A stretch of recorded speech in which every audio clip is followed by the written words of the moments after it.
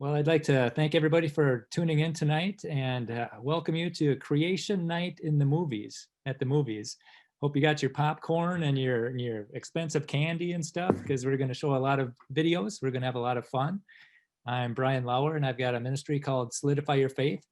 And I just have a passion to share this creation message.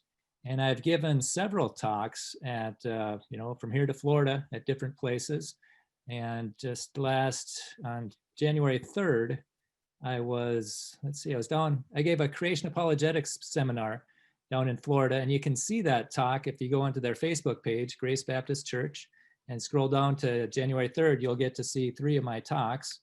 And then last week I was on Afternoons with Bill Arnold at My Faith Radio, and they got a big footprint, anywhere from Minneapolis, Duluth, Fargo, Bismarck, Sioux Falls, Waterloo, Madison, Hartford, and Kansas City. So that's on his podcast, and that shows up on January 16th. And let's see, next month I'll be in Rockford Baptist Church doing a Creation Sunday forum, speaking 3 times. And I spend a lot of time on campuses. And sometimes students will ask me, hey, what are you doing here? And I'll tell them, I'm just here to give you an opportunity to think. And they'll say, what do you mean? And I say, well, to think about something, you need to see both sides of an issue. And they're not getting that in the science class. And that censorship has been going on for decades. And there is censorship now. I don't know if you've noticed in the mainstream media and in big tech just these last month and couple of weeks. And I'm going to give you I like people to think in all areas. And so at the end, I'll give you my favorite websites that I go to for good information, I believe.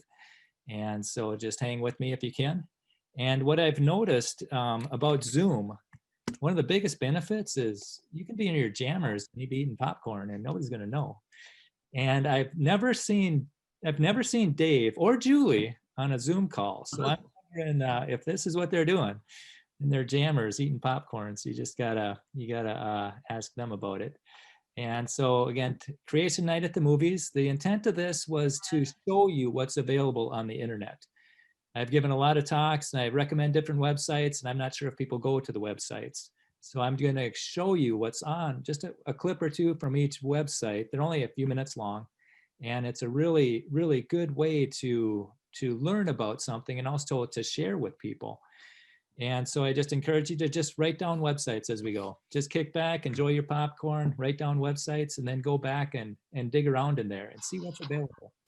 If imagine you're a soldier you got a soldier and you got a gun, but you can't find the bullets. You're not going to be very effective. And you are in a battle. And that's a battle between God's word and man's word. Which one's true? Which one's going to determine right and wrong? And the gun is the internet. It's a powerful tool to influence the way people think. And I'm going to show you where the good links are, the good sources are to help influence their thinking and give them an opportunity to think by seeing both sides of an issue. Okay, so on with the movies. Yeah, we're going to have a few trailers, a bunch of short videos, and then we're going to build up to the climax at the end where PhD scientists just destroy evolution. Hello, I am Creation. And I am the theory of evolution. That's right. What's up with the tail? The tail. I was just trying to break the ice. Right. I figured you did that. Yeah, and I figured you. No, okay, that's funny. Thank you. Yeah. Look, I realize it's difficult for some people to fully grasp me. Well, that's just because you don't make any sense. Well, it does take a certain, what's the word I'm looking for? Something. Imagination? No. It takes a lot of. Deception. No. What's the word? A lot. Faith. No, I'll never use that word. Sorry. Evidence. That's the word. It takes a lot of evidence to fully grasp who I am. Evidence, yeah. Like the fossil record. Exactly. So you guys have finally found all the transitional forms? No. Oh. You found a few, right? I mean, after 150 years of searching? No, not a one. Oh. So there really is no evidence. Right. So it does take faith. What do we say about that word? Sorry. And that's probably, when I talk to atheists on campus, some of the times that's all I can do is just help them realize they have faith too. Because I'll just ask them, hey, how did life begin? Where did matter come from? And they can't answer that at all. And this next website is scienceuprising.com. Excellent source. I play this all the time I got a Bluetooth speaker and I play this stuff at St. Cloud State. And the students are walking back and forth as this is playing. And the first words on this are, Modified monkeys? Is that all we are? Modified monkeys? Is that what we are? Is that what we are? Or is it just a mask some scientists want us to wear? The origin of life community has not been honest. Materialists understand that materialism cannot explain the mind. Who am I? Rather than abandoning materialism, they abandon the mind. Our planet has water and carbon, both necessary for life. So the Earth is exceedingly rare. You get many people deceived, thinking that life has been all but made.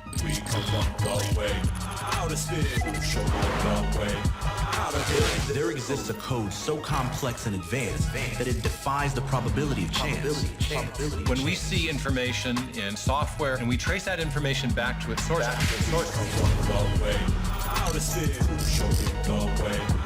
we always come to a mind that's part of what we know from our observation of the world around us, that information always arises from an intelligent source.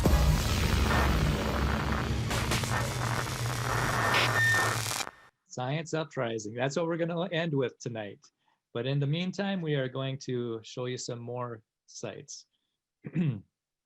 Debunkevolution.com is an excellent one too. I know that the last 2 weeks that we've been talking about evolution has been really tough for some of you. I understand that some of you are raised in families that don't believe in evolution for religious reasons. But in my class, I try to teach you to think for yourself. Are there any questions? No questions? Kayla, you've been unusually quiet. You always have challenges for me. No, that's okay. But I know there's a God. I felt him. You can't explain my entire faith away with just a couple of chapters from the science book. Mark, feelings can be compelling, but also very misleading. Now, I don't mind if you have faith in your God, but science doesn't require faith. It requires evidence. Anyone else? Well, it seems to me that that's just what's missing from the whole idea of evolution. What's missing? Evidence. Evidence is missing. It just seems that it takes much more faith to believe in evolution than to believe in a designer. Do you have any examples? Well, how about when the textbook talks about the law of biogenesis, how life cannot come from non-life, but then in the next chapter, it talks about how all life sprung from non-living material. And then it talks about mutation and natural selection and how it can change one animal into another, but mutation only loses information and natural selection can only choose from what's there. So how does a simple living organism turn into something like us? I mean, you have to think about like the complexity of the human eye and how we could never design something like that, or how the human body can heal itself. I just don't understand how some half-pound insect-eating shrew that somehow dodged whatever killed the dinosaurs could evolve from ape to ape-man over millions of unseen years, and then poof, you have humans. If evolution were true, we'd have millions of in-between creatures running around everywhere, right? And all of the in-between fossils could fit in the back of my Prius. And you know what else? I just don't understand how all of this started. I mean, you say that science doesn't rely on faith, but evolution requires faith. Faith that everything just burst out of nothing, that gas clouds collapsed and turned into stars, and all this stuff just collided around the sun to create planets, including Earth, that is just the right distance away from the sun to sustain life. It requires faith to believe that living organisms, created male and female, crawled out of the water and then magically became land-dwelling animals, which then became humans, all without intelligence or design. I just think it takes a lot more faith to believe in evolution than it does to believe that all the design, marvelous design around us points to a designer. And now I'm just rambling. So does anyone else have a question? Stand strong in your faith. Visit debunkevolution.com. Debunkevolution.com. That's an excellent, excellent site. They got some Pat Roy and Kyle. They do an awesome job there. And And I was talking to a creationist, I can't remember who it was, but he said the people that did the best as far as not losing their faith once they left home were people that there were questions that were asked in the science class. People would question evolution, they'd question the Big Bang. And the best questions to ask is, how do you know that? How do you know nothing exploded and turned into everything? You know, has it ever been observed? Are you making any assumptions? You know, some critical thinking questions. And I was talking to a woman at the vocational school, and she said her daughter was going through confirmation. And she said her daughter asked the leader about dinosaurs. And I thought, oh, this will be good. This will be interesting. What did he say? And she said, I don't remember, but whatever he said, it didn't make her happy. It was pretty much just believe it because I said so. And her daughter concluded that either Adam and Eve are false or dinosaurs are false. And how can dinosaurs be false when they got bones in them all over the country in museums? And I looked at the woman and I said, your daughter's real close to kicking the Bible out of her life for the rest of her life. And it's going to be a heartache for you, and it's going to be a heartache for her. And I told her Adam and Eve are true and dinosaurs are true. The thing that's false is millions of years. And then I plugged her into my dinosaur talk so you can get a biblical explanation for the dinosaurs.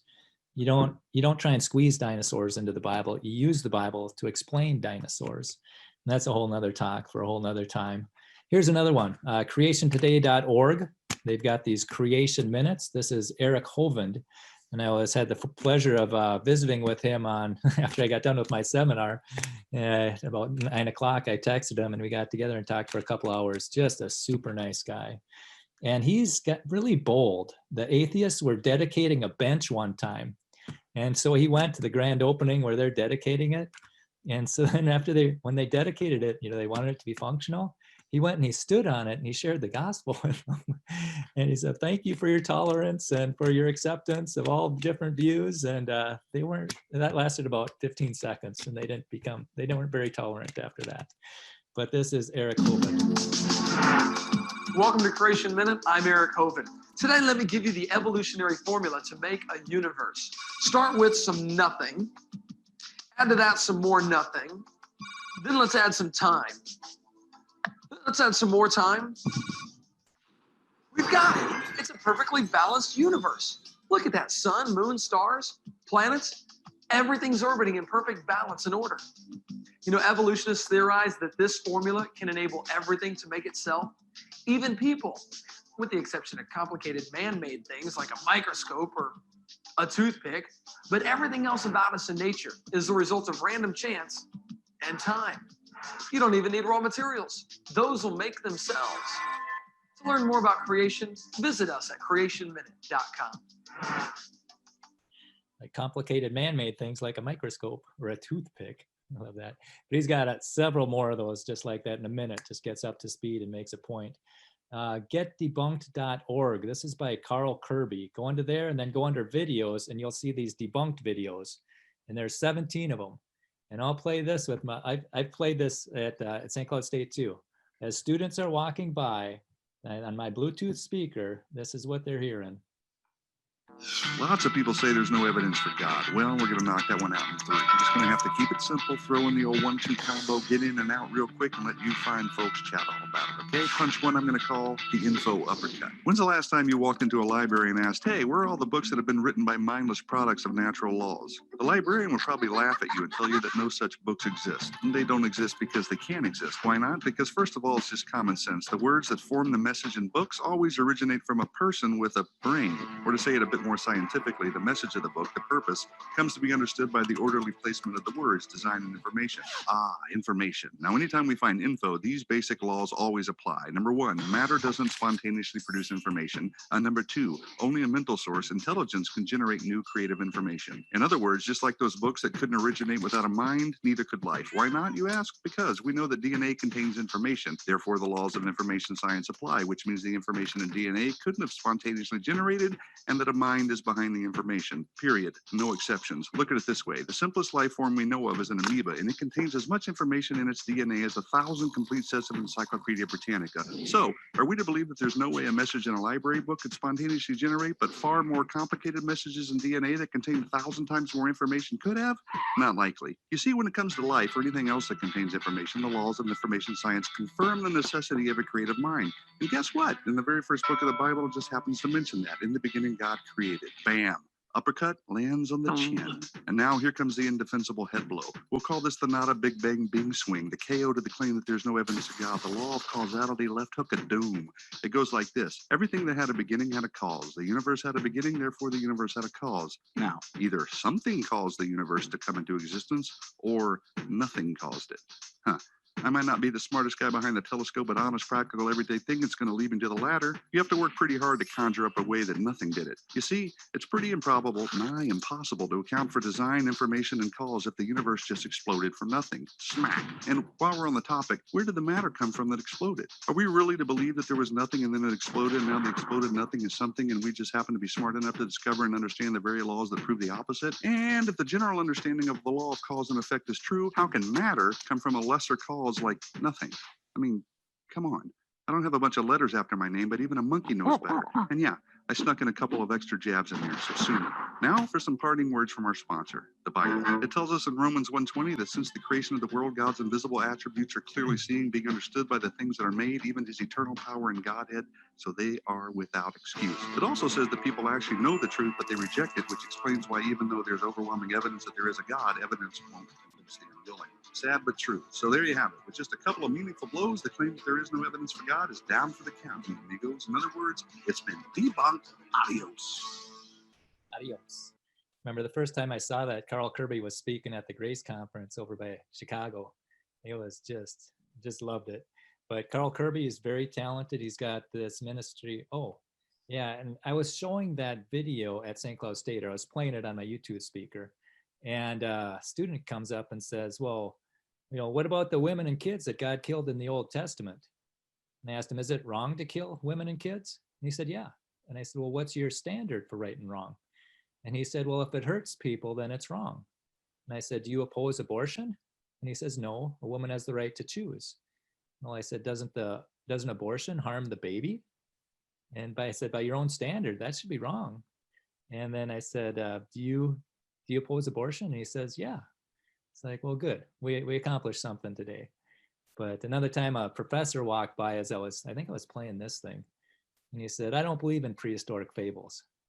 And I said, oh yeah? Well, you believe that hydrogen and helium turn into people. That's a fairy tale for grown-ups. There's no evidence for that. You know, and that's what they believe. They don't put it in that blunt, but that's what they believe. The Big Bang produced hydrogen, helium, and a little bit of lithium, and eventually it turns into people.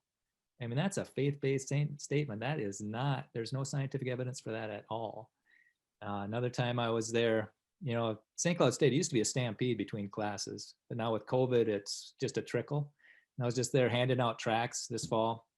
And I got some Bible verses for you. You want some Bible verses? You know, and talking to students, inviting them to church and whatnot. And a student or a professor just goes walking by. And as he's walking, he says, be crazy somewhere else. You know, he's walking by. And so you know, that doesn't sound real tolerant or inclusive to me, right? You know, whatever happened to coexist and tolerance? And so he, be crazy somewhere else. And I said, crazy? You know, I turned to the way he's going, you know what's crazy? Is thinking that you're a mutated animal that came from pond scum, that came from exploding stars, that came from nowhere. He said, that's crazy. And he turns around and he looks at me and keeps on going. But that's what they're teaching the kids. And I want kids to have another perspective. And it's really sad that it's not allowed. So I'll do my Science Diversity Day. We'll have Science Diversity Nights. We had a Creation Science Club, or Creation Science 101, and where we'd show movies every week. And so just giving them an opportunity. They need all the information if they want to think, and that shouldn't be a bad thing. Carl Kirby also does R4H, reasonsforhope.com. You can go on there and go under Fast Facts. You got debunked right there. We just saw that debunked right here. You go into Fast Facts, and then you can learn just a whole bunch of facts about almost everything, especially about animals. So that's kind of fun. He also did some for Answers in Genesis. If you go into answersingenesis.org and then search, check this out. then it'll pop up. It's kind of hard to find otherwise. And this is just a sample of it. You know, if you want to get up to speed on radiometric dating, you can get up in less than 2 minutes. And I'm just going to. There are assumptions involved. For instance, how do we know what the initial conditions were in the rock sample? How do we know the amounts of parent or daughter elements now in that sample haven't been altered by other processes in the past? How does someone know the decay rate has remained constant since the rock formed? The answer is they don't. They don't. Radiometric dating is based on those 3 unknowable assumptions. And what could contaminate the specimen? Water. It can wash elements in and out. That's why we don't have lead pipes nowadays. And so Facebook, if this one, Creation Ministries International, if you go into their Facebook page and scroll down to find their videos, they got a bunch of 1-minute videos which explain topics really quickly. You get the point, and you can share these like crazy on Facebook or wherever. It's from creation.com, and that's where I got it before, but I couldn't find it this time, so going to Facebook. But this is an example. According to skeptics, one of the characteristics of pseudo-scientific theory is that it contradicts a known scientific law. For instance, in biology, we have the law of biogenesis, which states that life only comes from life. Ironically, though, many self-professed skeptics ignore this scientific law when it comes to the origin of life. According to evolutionary theory, all life on Earth can be traced back to a single-celled organism, which itself arose from non-living chemicals. But this is a clear contradiction of the law of biogenesis. And not surprisingly, so far, scientists have been unable to validate this belief. Even Francis Crick, who won the Nobel Prize for co-discovering the structure of DNA, admitted an honest man, armed with all the knowledge available to us now, could only state that in some sense, the origin of life appears at the moment to be almost a miracle. Well, maybe it was a miracle. To find out more from Creation Ministries International, visit our website, creation.com. Yeah, Francis Crick, he saw how complex that DNA molecule was. And he knows it can't evolve. So did he become a creationist? No, he became an alienist. He thinks life came from aliens from outer space, which didn't solve the problem. He just punted it to another planet and made it more complicated now, because now you got to have space travel in there. You know, if it couldn't evolve here, how in the world did it evolve there? And back when Darwin was around, he said, we don't know how life began because we don't know enough. Because he thought a living cell was as complicated as a ping pong ball. And now we don't know how life began because we know enough. And we got these electron microscopes that look inside a cell, and this is what's happening. This is from Discovery Science on YouTube, or Discovery, I think it's .com. My face is in the way. But Discovery Institute does excellent, excellent work. Let's take a look at what's happening inside a cell. This is the kinesin.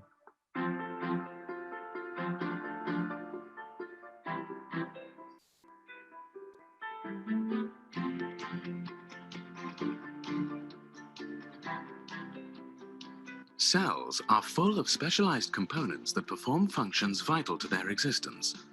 But how do these components get to the right locations inside the cell to perform their functions? For larger components, a transportation system is needed. Meet the kinesin. Masterpieces of microengineering, kinesins are miniature motorized machines that carry cargo from one part of the cell to another, walking along self-assembling highways called microtubules. Known as the workhorses of the cell, kinesins have 2 feet, or globular heads, that literally walk 1 foot over another along the microtubule, pulling their cargo to its destination. When I saw that, I thought, how do those microtubules know where to go? And my son saw it and he said, where did they get the energy to move? And that brings us to ATP synthase.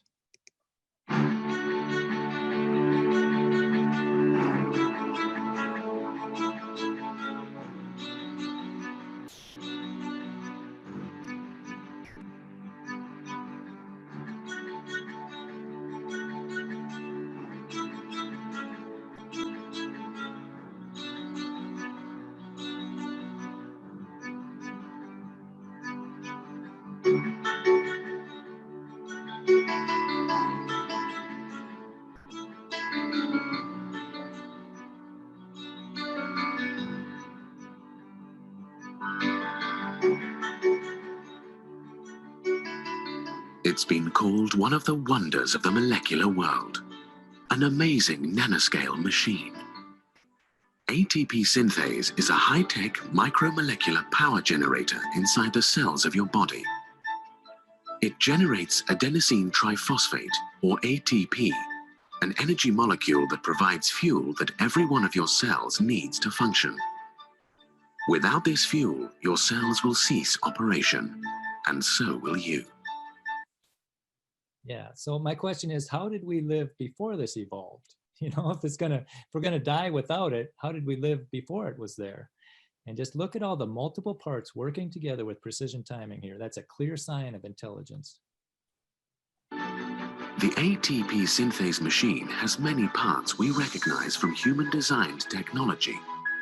A rotor, a stator, a drive shaft, and other basic components of a rotary engine. The ATP synthase is one of thousands of elegantly designed molecular machines inside your cells that make your life and all known life possible. ATP synthase, an example of intelligent design. Obviously, clearly, intelligently designed. Multiple parts working together with precision timing. Clearly, it's designed. I was at the vocational school one time. I was promoting this talk and had that poster taped to my table in the lunchroom. And professor came up and started talking to me, or an instructor came up, started talking to me. And we were going back and forth about evolution. And I said, you know, if you went out to your car and you popped the hood on your car and you looked at that engine, would you think that came about by chance random processes? You know, did that evolve? And she said, yeah, it evolved. Technology evolved. I said, no, without intelligence, did that just get thrown together randomly? She said, no, it was intelligently designed. And I said, yeah, multiple parts working together with precision timing. That's a clear sign of design. Guess what? Multiple parts working together with precision timing for a purpose. Clearly, we were designed. And we went back and forth, and then she left, and a student came up that was sitting on the table behind her, and she goes, do you know who that was? And I said, no. She said, that's the biggest, baddest atheist we have here on campus, and he kicked her butt. She said, I was texting your answers to my friend. And so that was a lot of fun. But this was the talk, and at the end, there were some questions. Q&A is always fun. I've had atheists just storm out of the room on me before. And that happened at this one. It was Q&A, and I showed that video about how the living cell, and it was Q&A, and he asked, well, how do you think life began? And I said, God made us. And he said, miracles, miracles, you believe in miracles? And he starts to storm out of the room, and I said, hey, everybody believes in miracles. I believe that we were made by God, and you believe that hydrogen and helium turn into people. They're both miracles. You know, the problem is he doesn't believe in a miracle maker, and he didn't like seeing his belief system just crumble right in front of him. But sometimes that's a good thing. Genesisapologetics.com. Genesisapologetics.com. These are the same guys that did Debunk Evolution. And if you go into their website, go into resources and go down to Fast Facts, and you're going to be able to see in about 2 minutes what the evidence is for Lucy or for Nebraska Man or anything on evolution. They're going to make it real easy for you to just get a basic understanding about what's happening. And they've got a YouTube channel that's called Genesisapologetics. And then we're going to look at the one down on the bottom left. This one has to do with Lucy. How do you go from hundreds of bone fragments to 47 skeleton bones to a missing link that supposedly lived 3 million years ago named Lucy? In school textbooks across the country, Lucy is represented as a clear ape to human transition, walking upright, holding babies, and gazing intelligently as she walks. This teaching sows seeds of doubts in the minds of Christian students, leading them to believe that the biblical creation account is based on far-fetched fantasies. But is this really true? Is Lucy really our early human ancestor? Well, let's take a look at the evidence from head to toe. Made of hundreds of bone fragments glued together to make 47 parts, even accidentally including a vertebrae from a different species, do we really know what she was? Her skull, inner ears, locking wrist, curved fingers, and short legs reveal that she was definitely an ape. But that's not what evolutionists want you to think. Shown with human expressions, eye whites, which no apes have, and walking upright, they want you to think she was on her way to becoming human. The truth is, we were created in the image of God, and not in the image of apes, out of the dust of the earth, and given the dominion charge to rule over all of God's creation. That's why we put apes in the zoo, and not the other way around. We sing, worship, have ceremonies, pray, educate ourselves, and do so many other things that reflect the fact that we are spiritual beings and not animals. See more on this topic and others at debunkevolution.com. Yeah, they do a really good job. And speaking of Lucy, we can use the atheists and the evolutionists. We can use some of their websites. This is In Search of Human Origins with Don Johansson. It's hours long. But I'm just going to show you one of the highlights as it relates to Lucy. Superficially, her hip resembled a chimpanzee's, which meant that Lucy couldn't possibly have walked like a modern human. Lucy's hip looked like a chimpanzee, right? Couldn't walk like a human. The perfect fit was an illusion that made Lucy's hip bones seem to flare out like a chimp's. But all was not lost. But all was not lost. So they got a chimp hip. Instead of saying, hey, Lucy's a chimp, if I told you what they did, you wouldn't believe me. So I'm going to show you what they did.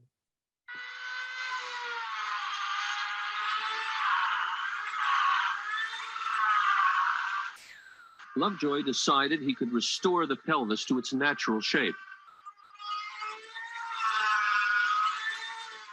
He didn't want to tamper with the original, so he made a copy in plaster. He cut the damaged pieces out and put them back together the way they were before Lucy died. It was a tricky job, but after taking the kink out of the pelvis, it all fit together perfectly, like a three-dimensional jigsaw puzzle. Read a newspaper through that. As a result, the angle of the hip looks nothing like a chimp's, but a lot like ours. Well, I hope so.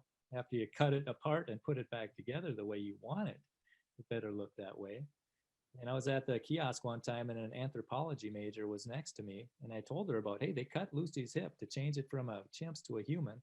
And she didn't believe me. I said, I got it on my computer. You want to see it? No, don't want to see it. You know, they've got their faith system and they don't want all the evidence because it's going to come crumbling down. Okay, now if you go into icr.org and search media, or go to media and then go down to video, like right over here.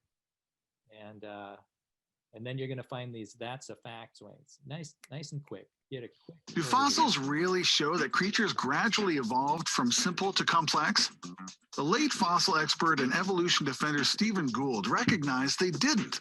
He said the fossil record shows two clear features. One, sudden appearance, and two, stasis.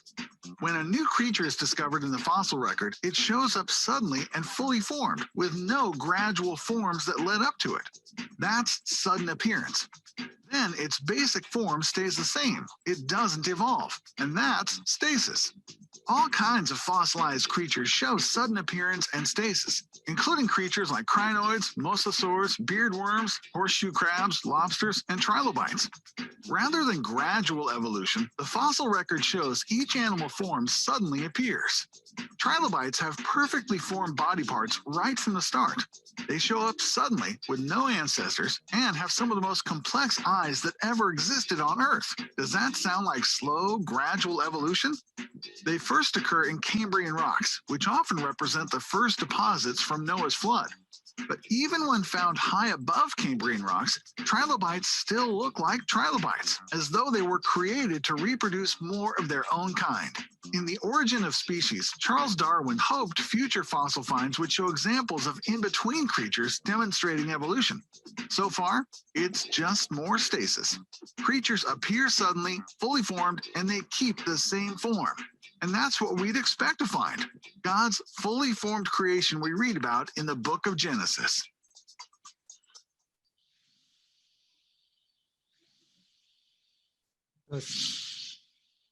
Stephen Gould saw that the evidence didn't fit evolution. So instead of becoming a creationist, he became a punctuated equilibriumist, which means says that evolution happened so quickly. It wasn't captured by the fossil record. And that's what I'll ask people when I'm talking to an evolutionist. I'll say, I'll ask, which denomination are you? Are you a gradualist like Darwin, where it happened slowly? Or are you a punctuated equilibriumist like Gould, where it happened quickly? And there's even hopeful monsterists out there at Goldschmidt, where he said that the first bird came from a reptile egg. So they do a lot of mental gymnastics. They don't have to believe in creation. And they're really grasping at straws. And another word from our sponsors here. Hello, I'm Creation. And I am the theory of evolution. Why are you so happy? Oh, are you kidding? Because I have hope. Hope. Mm-hmm. You know, and the assurance that I have a purpose. A purpose. Mm-hmm. You can have one too, you know. Don't want one. What are you talking about? Everybody wants to have a purpose. It's not true. Some people want to hold to the unproven fact that we're nothing more than a bunch of protoplasmic goo that evolved over billions of years and will end up as cosmic garbage, therefore serving no one or no purpose at all. No hope or purpose? Right. That's so sad. Sad. You know, it's two different belief systems is what it is. Different belief systems about the past, the present, and the future. And the way you answer a lot of those questions is going to have a huge impact on how you live. You know, why am I here? Where did I come from? What should I be doing? What's my purpose? And where am I going? And so depending on what you believe, you're going to get two different answers for those questions, and it will make a huge impact. And so now that's going to bring us to to the Science Uprising. This is the finale. They've got 6 of these. I took 3 of them and I kind of merged them all in together, so you didn't have to see the same beginning and the same exit. But these are PhD scientists that destroy evolution. And I play these at St. Cloud State too. And one time I played all 6 of them there, and a woman came up to me, or a student came up to me and she said, you know, I've been listening as I was eating lunch. So that makes a lot of sense. And another time I played, we were having our creation club at the library showing these movies, and a guy popped his head and said, what's going on here? And I said, oh, we're showing some creation clips. And he goes, I'll be back. And he comes back with his friend. And I played The Origin of Life and The Origin of DNA. And as they got up and left, his friend didn't look too happy. But the other guy said, you know, if this is true, it raises a lot of questions. And I said, it most certainly does. And so these are PhD scientists. This is from the Discovery Institute, creationuprising.com, and enjoy the show.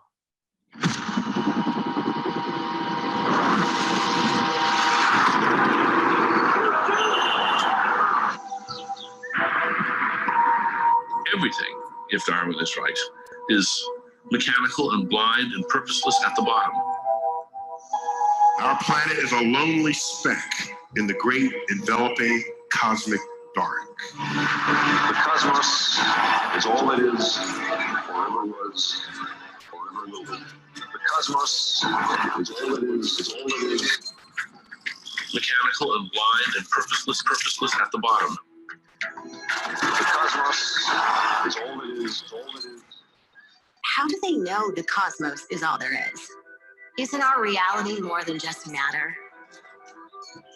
Most people and cultures around the world have a profound belief that life extends beyond the physical. That compassion, ideas, joy, and sorrow aren't made of matter, but are as real to us as our arms and legs. If we believe this, are we anti-science? Or is it materialism that is anti-science? Let's see what Dr. Jay Richards, an expert on modern materialism, has to say. Hi, nice to meet you. Materialism is really a philosophy about reality. It's just the idea that matter or matter and natural laws are the fundamental reality. So really the only thing exists is blind matter in motion, and everything else is explained in terms of matter. This is the view of reality we are constantly bombarded with in our culture.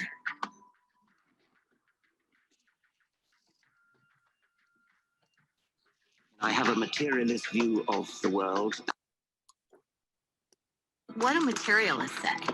The self is an illusion, the sense of being an ego, an I, a thinker of thoughts. Now that sense of being a subject, a locus of consciousness inside the head, is an illusion, For the materialist, things like your thought or your existence or your purposes, they're just epiphenomena or sort of froth. So, to a materialist, our subjective thoughts are not real. But our thoughts and beliefs have real consequences. The thing that we all know most directly and most certainly, that is the existence of ourselves, is ultimately incompatible with materialism. Well, my argument would be, look, any philosophical view that entails you don't exist is a view that you really ought not to entertain.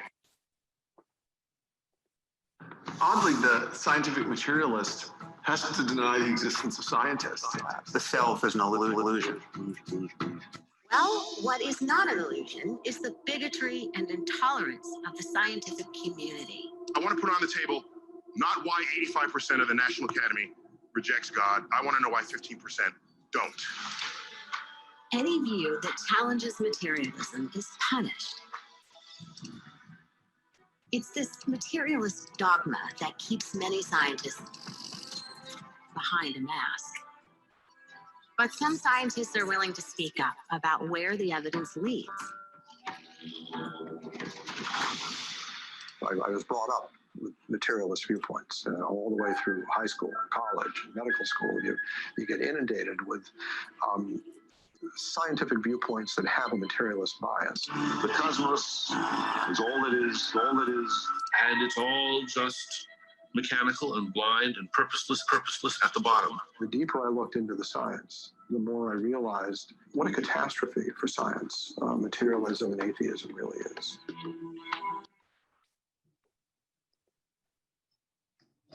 In the origin of life.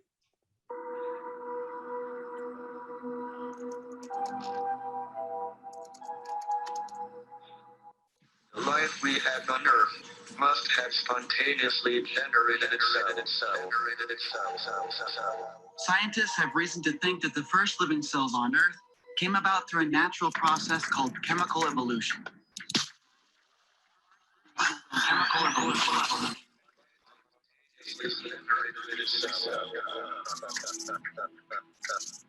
Did life really spontaneously generate itself from chemicals? Has science shown this? We tracked down James Tour, one of the world's leading experts in synthetic organic chemistry, to find out. All of these little pictures of molecules coming together to form the first cell are fallacious, are ridiculous. The origin of life community has not been honest. They will write in their very papers, they will see some small phenomena and extrapolate what this means in the context of origin of life. And then they will work with the press, and the press will extrapolate it all the more. And you get many, many people deceived, thinking that life has been all but made. All of this is a lie. Scientist Craig Venter creates life for the first time in a laboratory. We're here today to announce the first synthetic cell. We haven't created life, nowhere close. What they did is they took a cell. They took the genome out of that cell.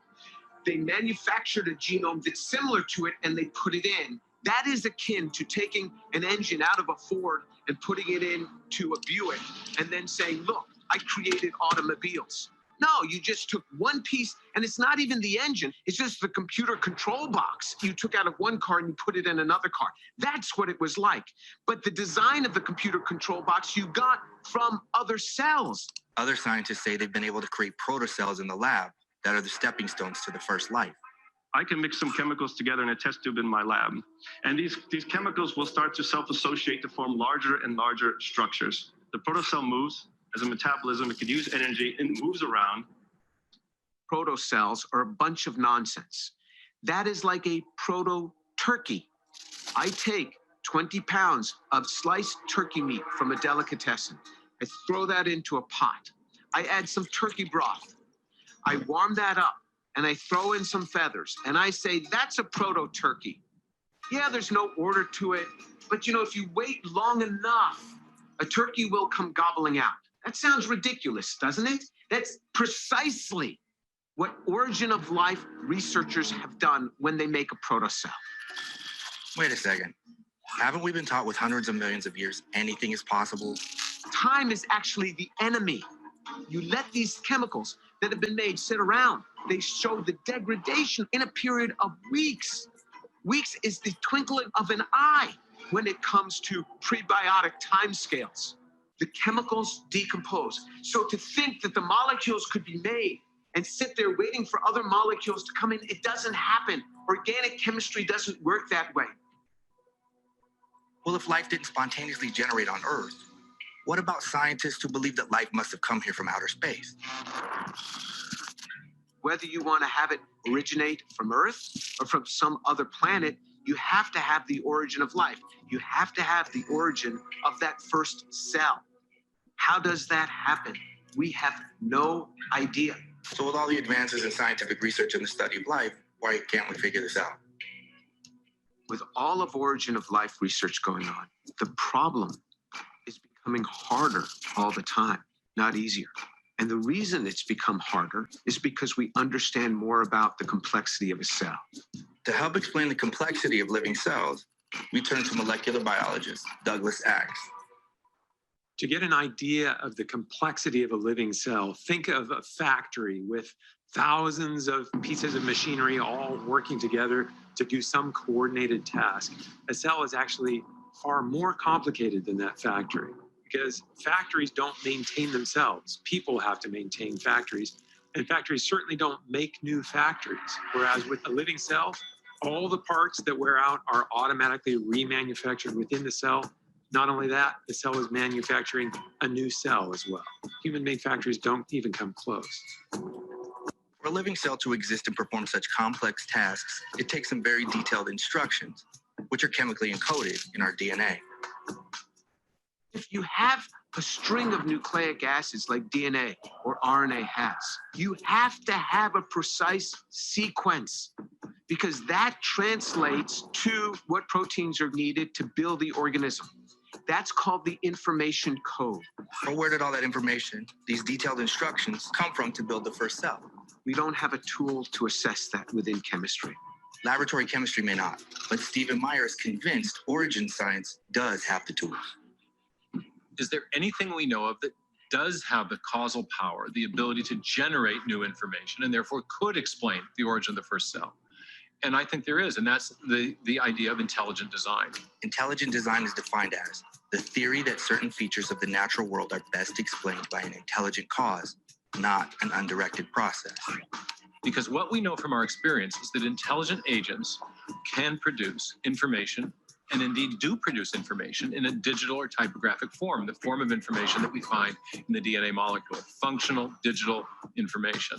Whenever we see information and we trace it back to its source, whether we find it in a section of software code or a paragraph in a book or in a hieroglyphic inscription, we always find that a mind played a role in generating that information. Don't be fooled by the hype. Materialists are further from explaining the origin of life than ever before, yet they still refuse. This will be the DNA. We've shown that DNA is actually the software of life. It's totally interchangeable between the digital world and the biological world. The DNA code itself is so digital, is so almost exactly like a computer tape. The DNA code itself is the software of life, so digital. Scientists have come to the amazing conclusion that our bodies contain digital code. In fact, Bill Gates, the founder of Microsoft, tweeted, "DNA is more advanced than any software ever created." Think about it. A program or code is written by someone very smart. The more complex the code, the more intelligent the author has to be. So here's the question. If our DNA code is more complex than any man-made software, where did it come from? Is it possible it was authored without an author, programmed without a program? Materialists think so, through neo-Darwinism, the modern version of Darwinian evolution. Stephen Meyer, author of the New York Times bestseller, Darwin's Doubt, explains. According to neo-Darwinism, new genetic information arises as a result of random mutations in the arrangement of the nucleotide bases along the spine of the DNA molecule. If those random changes are beneficial, they're passed on and preserved, and if many such changes are preserved and passed on, they would accumulate over time and eventually result in a very significant change in the morphology, the form of the organism. That's like saying if this game had glitches every time it was copied online, and gamers shared their favorite mutated versions and trashed the rest, it would eventually turn into this. Come on, really? If we know the computer glitches won't produce a new video game, how much sense does it make to believe that glitches, copying errors, in our DNA code can produce new organisms? Could random mutations in DNA really produce this? This? This? What about this? This? This? This? This? Or this?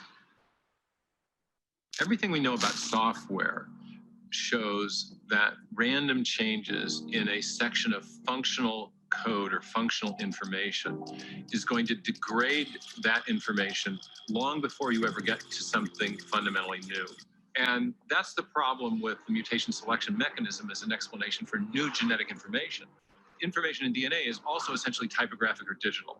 And there are far more ways to go wrong in arranging those characters than there are ways to go right. And so as you begin to randomly change them, you inevitably fall into a non-functional abyss long before you ever generate anything fundamentally new. So just how unlikely is it for random genetic changes to produce something new, even something as modest as a protein structure with a new function? One scientist performed experiments that enabled him to actually calculate the odds, and they aren't good. In fact, they're next to impossible. We caught up with a molecular biologist, Douglas Axe, in Seattle. Bottom line is that the mutation selection mechanism simply lacks the creative power to generate the new information necessary to build new organisms in the history of life. If the material processes of mutation and natural selection aren't capable of producing the biological information needed for life, then where did it come from? Our uniform and repeated experience, as Darwin himself pointed out, is the basis of all scientific reasoning about the past. So when we see information in a digital form in software, or we see a paragraph in a book, and we trace that information back to its source, we always come to a mind, not a material process. That's part of what we know from our observation of the world around us, that information always arises from an intelligent source. So we can apply that knowledge to the question of historical biology. And when we see that information is the foundation of life, we can infer that the best explanation for the origin of that information is in fact also a mind, a conscious agent, not an undirected material process. When presented with evidence that conflicts with neo-Darwinism, most scientists cling to a belief in the blind process of evolution, denying what science has discovered. That at the foundation of life, there exists a code so complex and advanced that it defies chance. They make no room for the possibility that we were created by an intelligence far more sophisticated than the most genius of programmers. Instead, they choose to limit their investigation to a strictly materialist worldview. When faced with this evidence, how will you respond? We are not materialists. We see the human soul. We experience love. We live with purpose. We fight for justice. We will quiet the joy, and we will be quiet no longer.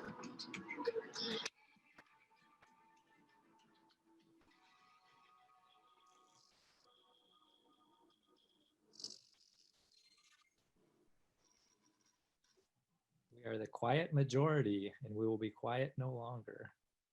Hopefully we rise up and stop teaching this fairy tale to our kids, a godless fairy tale, and a lot of them believe it, or they start to doubt the Bible. So 67 to 90% of our church kids they leave church when they leave home. They don't go to church anymore. And it's mainly because they doubt the Bible is true. They began to doubt the Bible was true in junior high and high school, and that's exactly when they're being taught the Big Bang and evolution. So we got our work cut out for us. So what do we do with this information?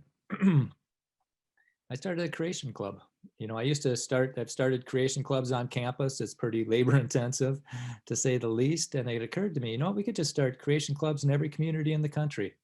All we need is someone who cares and a place to meet, be it a church, a business, a school, a library, somebody's home.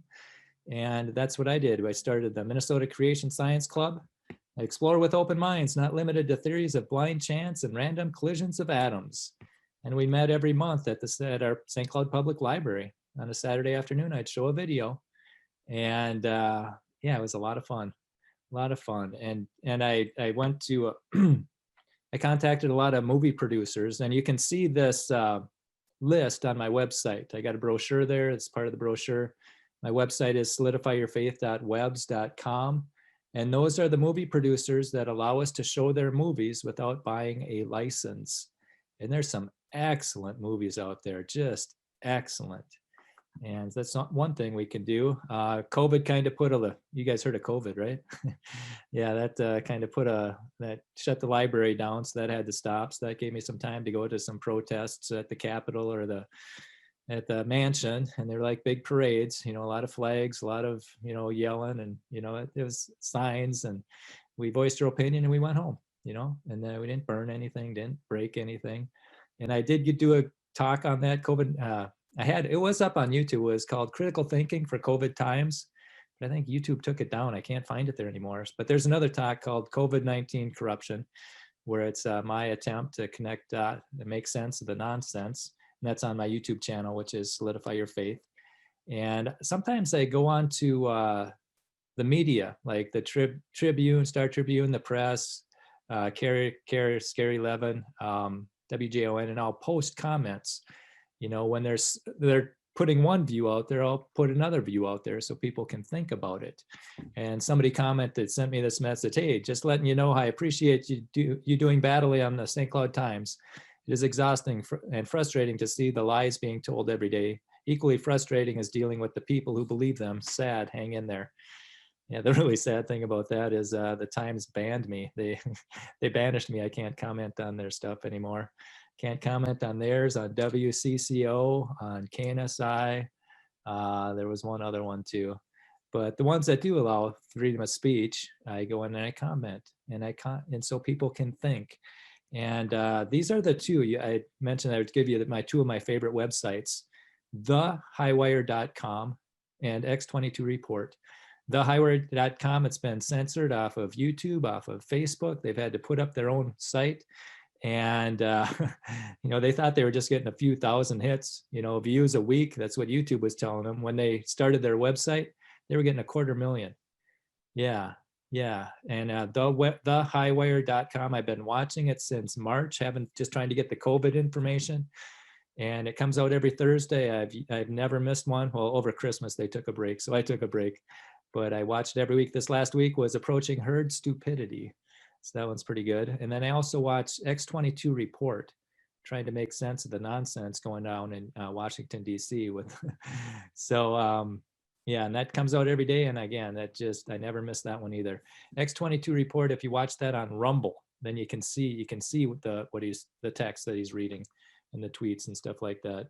But again, those are two of my favorite spots. And I'm not saying, and I'm not saying that this is right or not. I'm just saying this is information. Get all the information you can before you make an informed decision. And so with that, if anybody wants a creationist to come out, my website again is solidifyyourfaith.webs.com. And you can contact me on Hotmail, solidifyyourfaith@hotmail.com.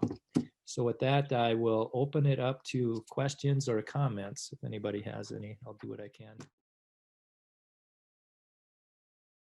Well, Brian, thank you. Thank you very much.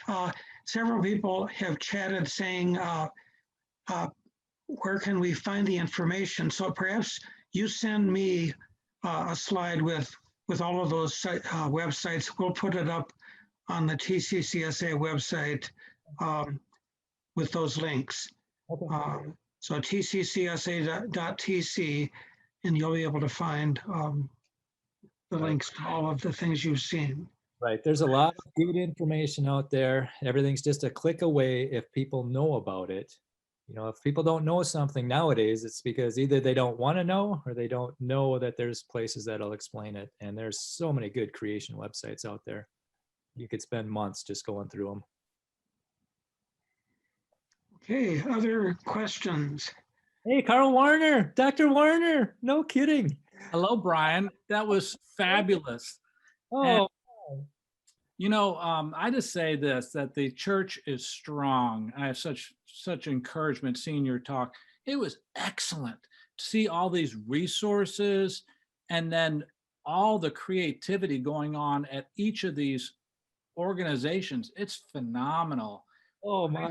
I think the church is in good shape, and Brian, you're a tremendous speaker, and just want to encourage you to keep going. You have a great ability to talk, which I do not. And I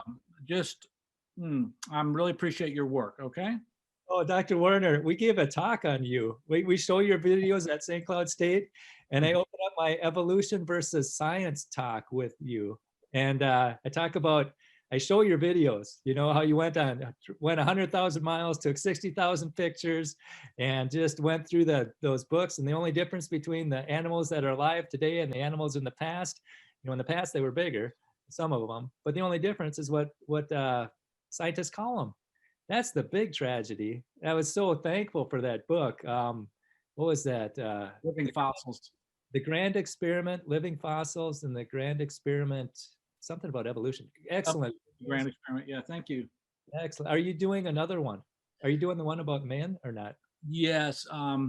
Debbie and I have been filming for 25 years, and we have been to 5 continents and 13 countries. And we have a beauty coming out, but I don't know when it's going to be available. We thought we'd release the first volume, which is done, and the first video, which is done, but higher ups, meaning the big guy upstairs, said, no way, you got to do the whole thing at once.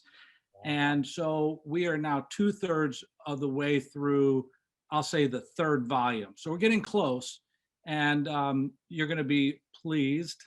And thank you for asking. It'll be called something to the effect of human evolution, you know. Oh, I can't wait. I can't wait. Oh, yeah. Yeah, you throw a big monkey wrench into their plans, and I appreciate that.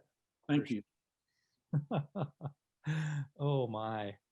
Yeah, I'm glad that you enjoyed it. Oh, boy, it was fabulous. I don't get out much. I don't see these resources, and they're just so powerful. All the resources. It was a very good idea to show these to us. Oh my, yeah.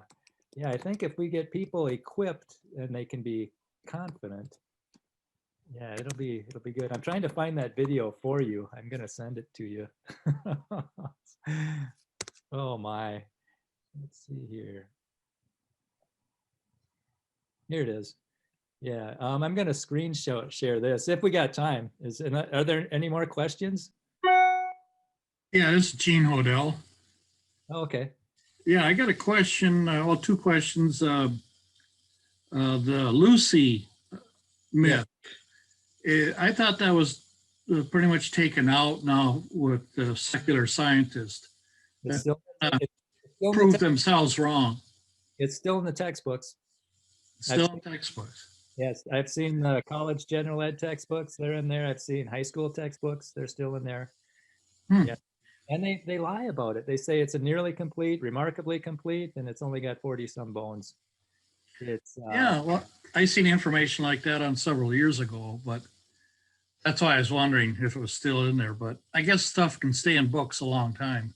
Right. And they can't prop up a lie with truth, so they got to keep the lies in there until they can find something to replace the other lie.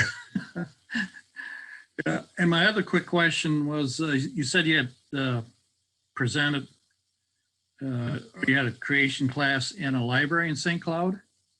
Yeah, we did a creation club. Okay. Did you get any resistance from that, being it's a public facility, or did you have any problem? Several years I asked the clerk if I could do it, and she said no as I was checking stuff out. And then just last year, I just looked at their hours and what it would take to get a room, and I noticed that the Baha'i Faith had one, so I didn't even ask. I just applied, and I got it. Okay. Yeah, all right. Don't ask, just apply. And if they're allowing other voices in there, they shouldn't discriminate against ours. Yeah, sometimes you just got to plow ahead. Right, right. Yeah. And you can destroy evolution without mentioning God too. Right, right. Because I plan on, when this COVID thing gets past us, to do some of the presentations for some creation material to a halfway. I don't know, call it halfway house stepping stones here in Anoka.